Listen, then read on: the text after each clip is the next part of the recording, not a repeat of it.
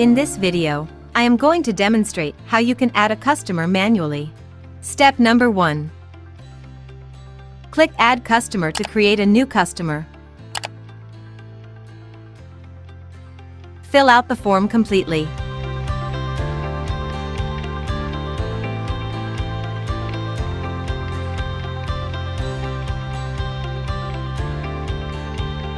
Select the appropriate label, but it's optional, you can leave it empty if you want.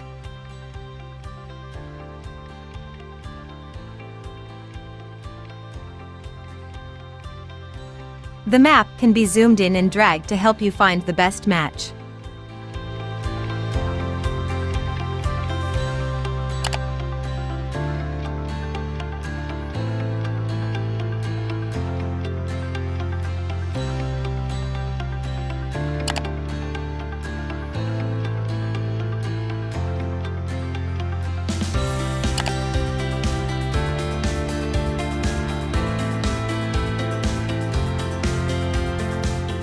Click Add a Customer button to save the information. And there you have it, the customer's information has been saved. Thank you for watching, and I'll see you in the next one. Goodbye.